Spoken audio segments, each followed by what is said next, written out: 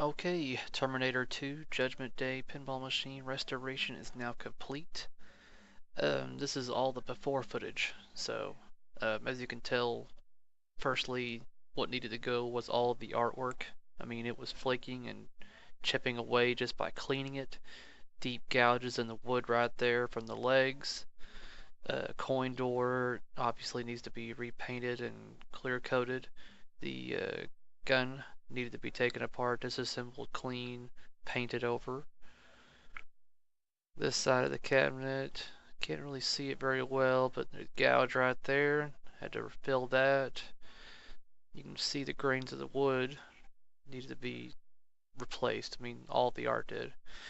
Before this was recorded, I made sure everything worked, got everything working, all the bulbs. This is incandescent bulbs at this time.